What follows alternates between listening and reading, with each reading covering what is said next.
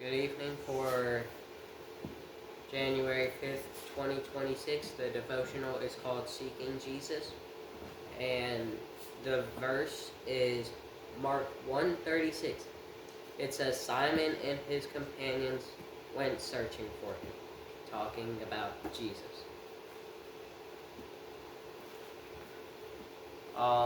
So the devotional says, Simon Peter is well known to us for his foolish, extemporaneous statements throughout the Gospels. Matthew 16:22.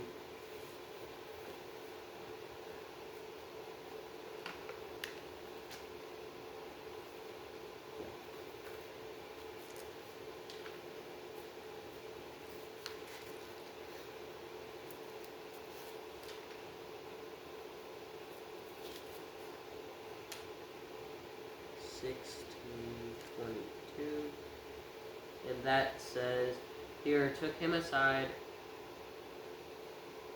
and began to rebuke him. Oh no, Lord, this will never happen to you. Talking about Jesus' death and resurrection predicted. And then it has Matthew 17:4. That says, Then Peter said to Jesus, Lord, it's good for us to be here. If you want, I will set up 3 shelters. One for you, one for Moses, and one for Elijah. And then 26:33. I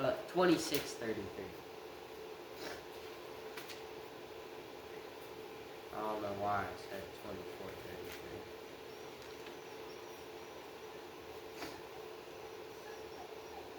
And that says, Peter told him, even if everyone falls away because of you, I will never fall away.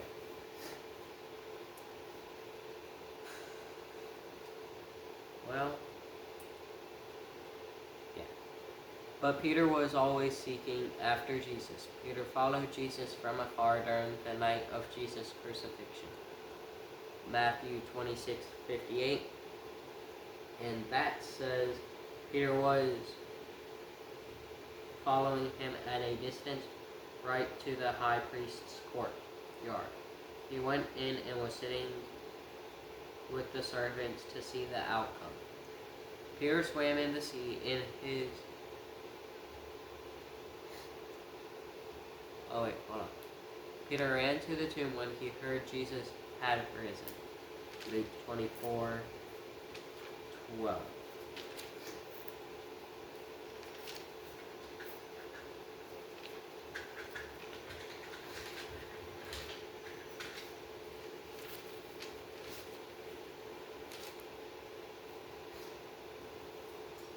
And that says, Peter, however, got up and ran to the tomb. When he stooped to look in, he saw only the linen cloth. So he went away amazed at what had happened. Peter swam in the sea in his haste to get to Jesus. John 21:7.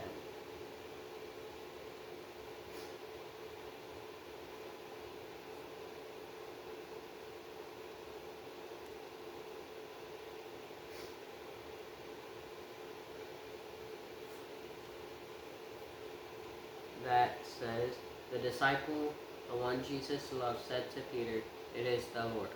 When Simon Peter heard that it was the Lord, he tied his outer clothing around him, for he had taken it off, and plunged into the sea, and even walked on water in order to join Jesus. Matthew 14:29.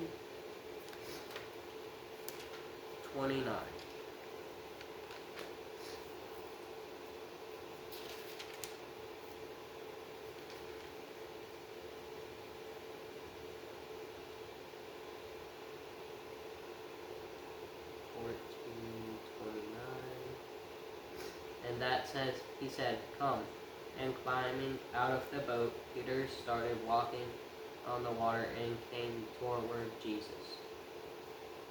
Peter did not always say or do the right things, but he did constantly seek to be with Jesus. Because of this, he was continually encountering his Lord and growing to be a more faithful disciple. Whenever we see Peter coming to Jesus, he is always accompanied by others. Because Peter was seeking Jesus, others sought him too. What are you known for by those who know you best? Do they see you searching for fame, power, success, or happiness? Are you known as a person who seeks after Jesus? God promises, and you will seek me and find me when you search for me with all your heart. Jeremiah 29:13. Did you begin today intent on encountering Jesus? Is your search for him half-hearted, or are you seeking him with all your heart? Have others grown closer to Jesus because they followed your example and sought Jesus?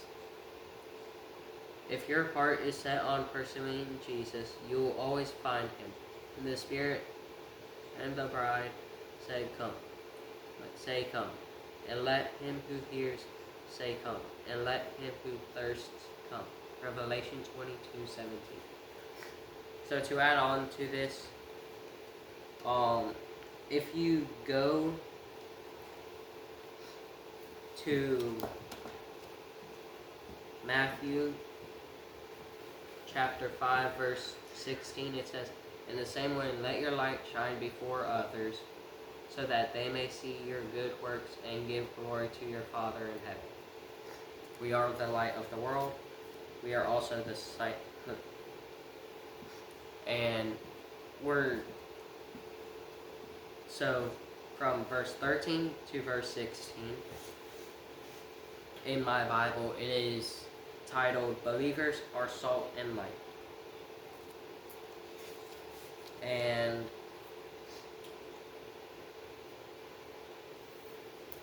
I'm trying to find another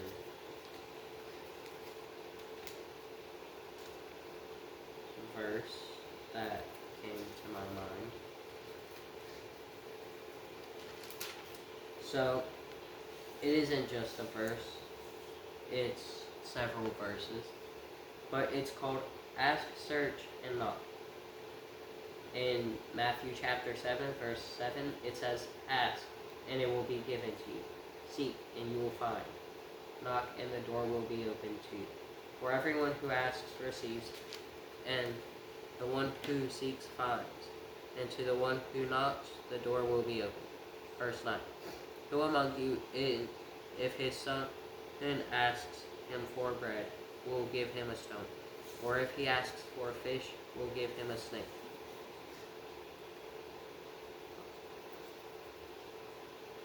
If you then, who are evil, know how to give good gifts to your children, how much more will your Father in heaven give good things to those who ask him? Therefore, whatever you want others to do for you, do also the same for them, for this is the law and the prophets. So just like when we ask and it is given to us, we seek and we find, and knock and the door will be opened. When we seek God, then we will always find him. Which is why I felt like I needed to share Matthew 7, verse 7, all the way to verse 12. So whenever we search for God, we find him. Just like